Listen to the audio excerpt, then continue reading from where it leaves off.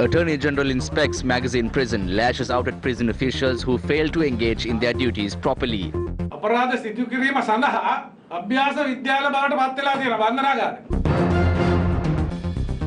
Prime Minister inspects the Central Expressway. Cinema halls to be open to public from the 27th of June. Australia's cyber attacks. Prime Minister Morrison warns of sophisticated state hack.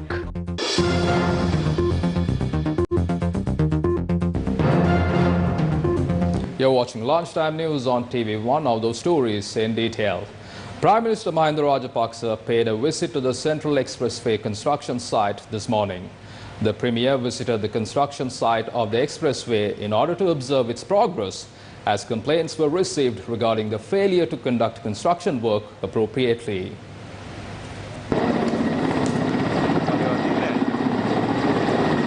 Our correspondent said the Prime Minister observed several locations of the expressway between Meerigama and travelled towards Alawwa.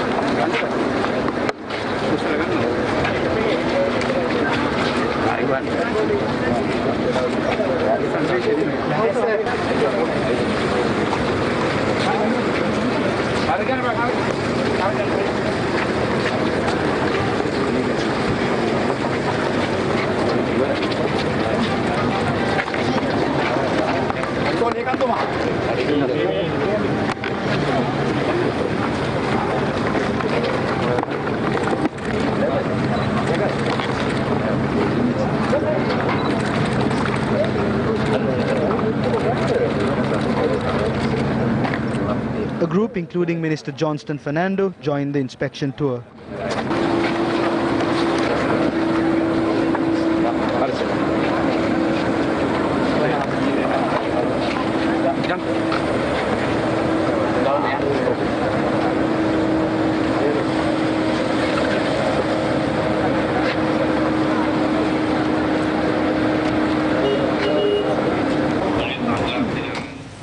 President Gotabaya Rajapaksa met with the Advisory Council of Buddhism at the Presidential Secretariat yesterday. Mahasangha of the Trisex also attended the meeting. The meeting focused on how the government can contribute towards reforms of Sunday schools and Piriven education. During the meeting, the Venerable Thero suggested the monks who graduate and pass Dhamma studies should be provided an opportunity to teach Buddhism at schools. It is important to create a structured education program for our younger population to live a prosperous life. I have discussed this with various intellectuals through our Vyatmaga program prior to becoming the president. We have appointed a presidential task force to create a national policy for this. I have requested this policy to be discussed extensively, to be made permanent and not one that changes when the government or president changes. Many Venerable Theros have proposed the idea of government sponsorship on reforms to Sunday schools and Pirivan education, including subjects such as Sinhalese, Tamil, English, Pali and IT to complement teachings of Dhamma in keeping with modern times. We'll work towards finding solutions for these issues after discussing with the officials. නිලධාරීන් සමග සාකච්ඡා කරලා ඒ පිළිබඳව තීරණයක් අරගෙන විසඳුම ලබා දෙන්නට ක්‍රියා කරනවා. In one of her headline-making stories, Attorney General Dapulu de Oliveira engaged in an inspection tour at the magazine prison today.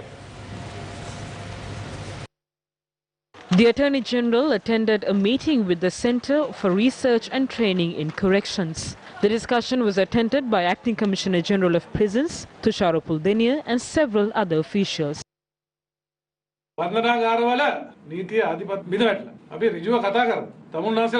The law and order in prisons have collapsed. Let's be direct. You know the real state of the prisons. I came here after discussing with your senior officials. I have even received information from external parties. There is a group of corrupt officials here. We have to identify them. According to the current state of prisons, these places have now turned out to be a hub of criminals. Prisons have now turned out to be playgrounds of criminals. This has become a center for them to engage in criminal activities. Why is that? It is because there is no discipline here. Major criminal activities are organized in here. There are underworld gangs here. You know there is a group inside and also outside. They get together and organize crimes. They carry these activities out using mobile phones. This should stop. Officials have become messengers now. I came to motivate you. I'm on the stance that we can do this. We have to first understand the reality.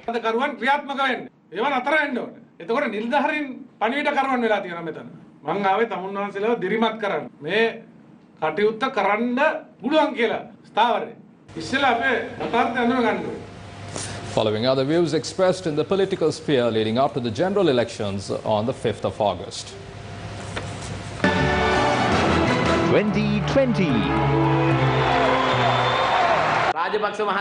Mahinda Rajapaksa held the 2015 election, which was supposed to be held in 2017 because he couldn't leave office. The Ministry of Finance, Economy and the Central Bank were in a dire state.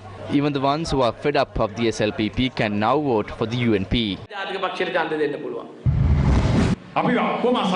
We have been unsuccessful for the past 71 years. We are the owners of an enormous pile of debt and we are not in a position to repay the loans. We can continue this, but the president has decided to think in a different perspective. He started this journey without corruption and waste, and now the people have started to think.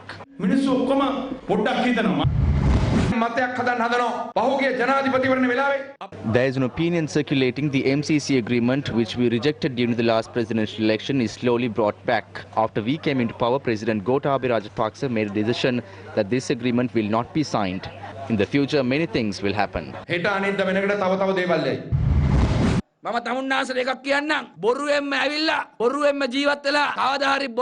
This is a government that lives with lies. They said the central bank bond scam is the largest scam in the country and they will nab the rogues. Now the case is postponed to November again. 2020. Leader of the Samangijana Balavegya, Sajit Premadasa, attended a few rallies yesterday. The rally was organized by the Habaradu organizer Tarakanana Ekara of the Samagijana Balavegya.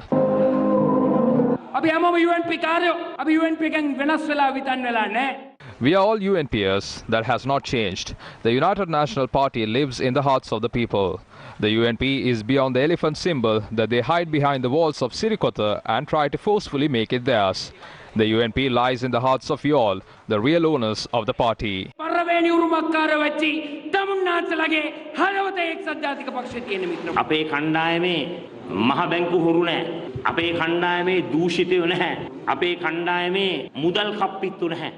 In our team, there are no bank thieves, no corrupt individuals. We have a clean team. This government was elected as an integral government, a government with a spine, as a government that takes direct decisions. However, this government can't control the prices of salmon and dal. They can do it only for 15 days. This government is under the rice mafia. This government is given for a specific family to get fame. They are worth only 5,000 rupees. With regret, I have to say this, in this situation, this government has focused only on their political whims and fancies. කනගාටුවෙන් හෝ කියන්නට ඕන මේ කඩා වැටීම තුල වර්තමාන රජය එක දෙයයි හිතුවේ මොකද්ද හිතුවේ දේශපාලන ඉලක්ක දේශපාලන ජයග්‍රහණ.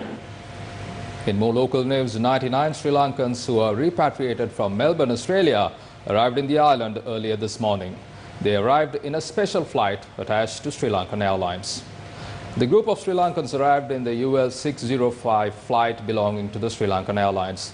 The group was also subjected to PCR tests at the Bandaranaike International Airport. Meanwhile, 4 people who had arrived from Japan were subjected to PCR tests and sent for quarantine.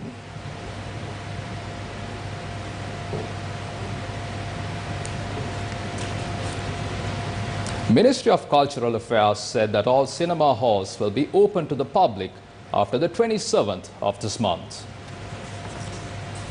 Secretary to the Ministry of Cultural Affairs, Bandul Harishchandra, said that the cinema halls will be opened in accordance with proper health guidelines. All cinema halls will be disinfected before opening to the public. The Secretary to the Ministry of Cultural Affairs further added that the list of health guidelines that the public should adhere to will be released within the coming few days. All cinema halls were closed down due to the COVID-19 pandemic on the 14th of March. They were closed to the public for 3 months. The Ministry of Passenger Transport said a new mobile application will be introduced on bus schedules by next week. The objective of introducing a new application is for a hassle-free service for the general public. Accordingly, information on arrival times, current status and other information can be obtained from the application. The Ministry of Passenger Transport said all preparations are completed to release the application by next week. In a COVID update for this afternoon, 22 new COVID-19 cases were identified yesterday, with all of them being repatriates. 18 of the cases identified have arrived from Dubai, 2 people who had arrived from Qatar, 1 from Britain and another individual from Russia. Accordingly, the total confirmed COVID-19 cases in Sri Lanka have increased to 1,946. 1,421 people have recovered from COVID-19. From that, we bring to a close this edition of Lunchtime News on TV1. For details of these stories and much more, simply log on to our website www.newsfirst.lk. For the Newsfirst team, I'm Martin Satyanesan. Have yourself a wonderful Friday afternoon.